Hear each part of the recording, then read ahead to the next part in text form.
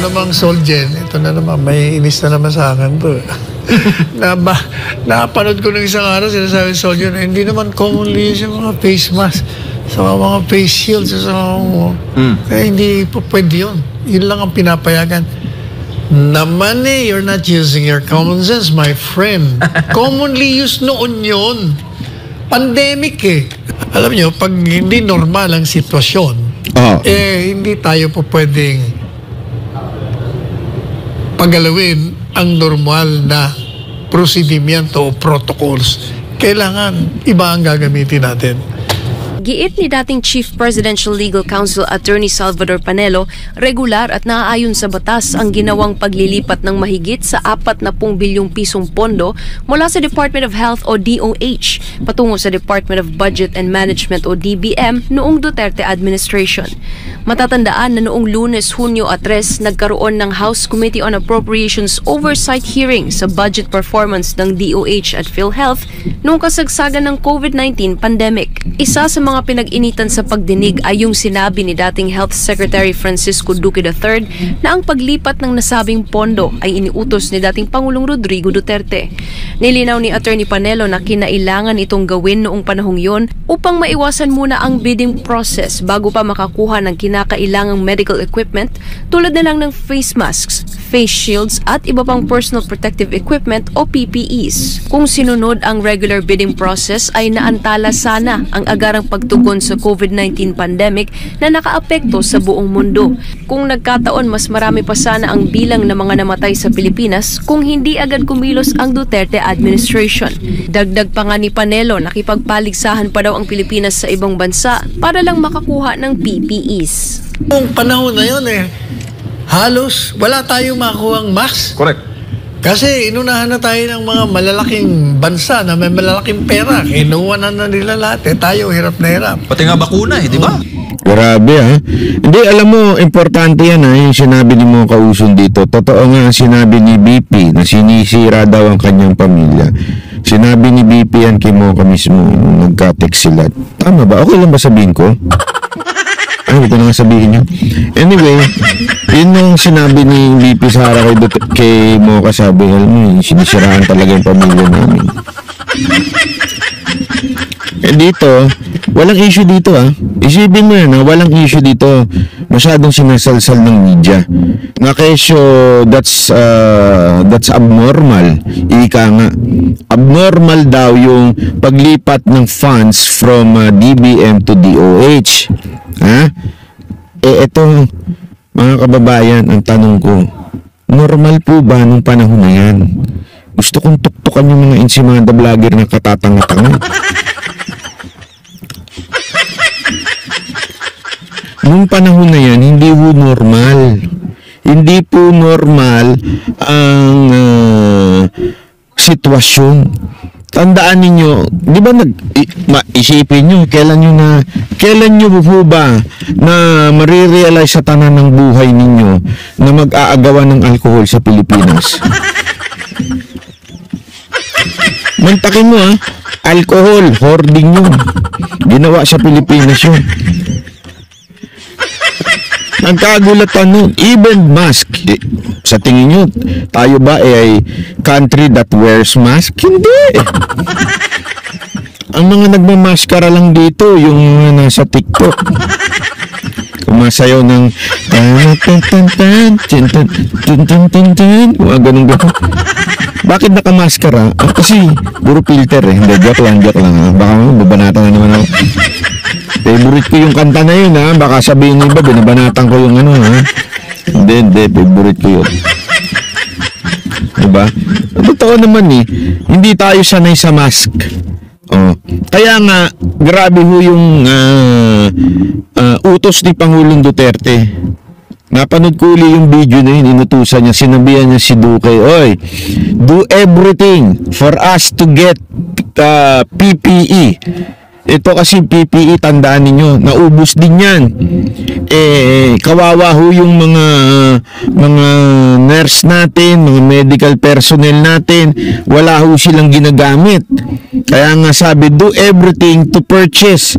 Huwag ka na mag-bidding kasi nga meron naman Bayanihan Act na at that time, it was pandemic. Pwede niyang hindi na magbiding-biding. Diba? Kaya nga nilipat lahat yung budget para dire-diretso na mabilis. Sabi nga ni Duterte, bilisan yan eh. Wag nang patagalin. Ano ginawa ni Duque? Nagpabiding pa nga daw din siya. Napakamot nga daw siyempre siguro natakot si Duque na mamaya mapuna ako in the future. Ito na nga yung nangyayari na nga ngayon. Diba? Hindi totoo. Narinig ko to, sinabi to ni Master Judea kung hindi mabilis at siguro ang datingan ni Presidente sandali, pag-aaralan muna namin yan. Tanginang pag-aaralan yan. Hindi, di ba? Itong gobyerno na to, yung pag-aaralan. Pag-aaralan muna namin yan. Sabi nga niya, kung hindi sa bilis kilos ni PRRD, baka mas marami pang namatay. Sabi ni Mocha, nagkakaalbukas, ubusan ng alcohol noon, tig-2 per tao lang. Correct. Bawal ka pang bumili ng ng alak noon kasi yung iba ginagawang alcohol yung alak. Hindi ako nagbibiro There was a time na yung alcohol, yung alak sa gusto na nila rin bumili para yun na ng panghugas nila. Grabe. Ganun katindi. Pero dahil nga ang bilis kumilos ni Duterte, sabi niya gawin niya na lahat para magkaroon ng mask, PPE, even kasi may nagsabi pa bakit daw ang mahal nung RT-PCR test nung panahon na yun. Gago pala kayo. Wala pa tayong laboratory noon. Naalala nyo noon yung RT-PCR test umaabot ng linggo para makuha mo yung resulta kasi pinapadala pa sa ibang bansa kasi wala tayong laboratory. Kaya nga di ba nagkaroon ng proposal na magkaroon ng Department of Virus. It's because no one is prepared nung pandemya.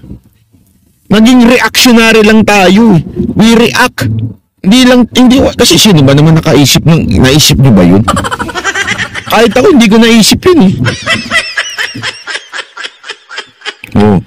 Sabi San Miguel noon na donate na alcohol, hindi na gumawa ng alak. Tama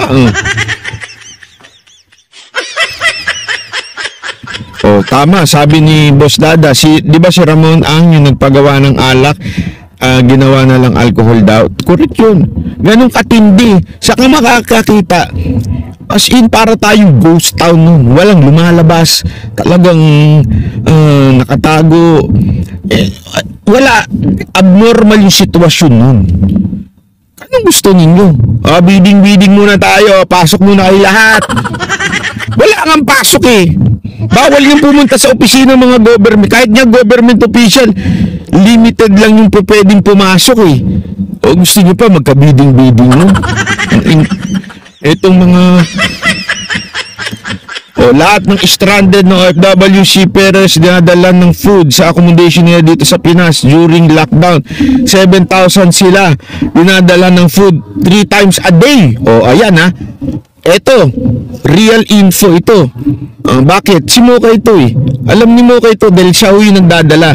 7,000 plus. Times 3. Times 7. Times 3 months. Utos ni PRRD yan.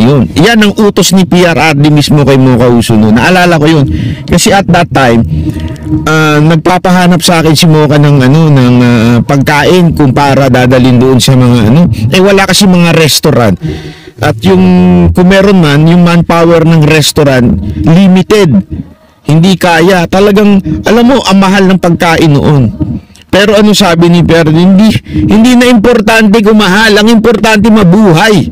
Kasi pag ikaw ba nasa emergency na, sandali. Mahal yung band-aid na yan. Kunwari ikaw nasugatan ka, di ba? Yung talagang tumatagas na yung dugo mo. Sandali, mahal yan.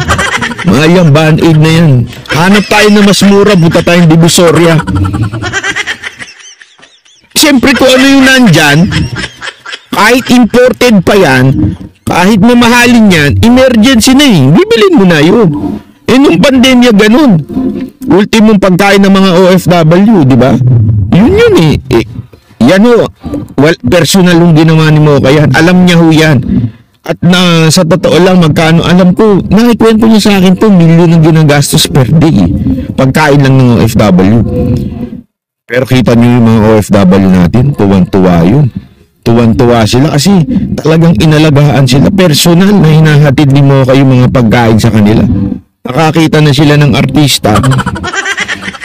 Nakakain pa sila. Tama, mali. Dito sa Japan yung alcohol, dito may alak, nagkabusan din. Hindi nga lang sa Pilipinas. Yan nga hindi ko, eto ha, may nakita pa akong comment sabi, tanginan itong mga congressman na to. Hindi, meron ako nakita ng comment, sabi, ang nakapal ng mukha, parang hindi nyo alam yung nangyari nung panahon na yun na talagang nagkakaroon ng problema. Kayo nga mga unang nang ubos ng mga mas, kayo unang nag-priority, kumuha kayo ng kumuha, mga umay kayo. Diba? Kasi nga, alam natin na ito ay isang invento na naman para alam mo, yurakan ang pagkatao ng mga Duterte na isipin ng tao, naku, korupsyon yan, korupsyon. Hindi naman tanga mga Pilipino.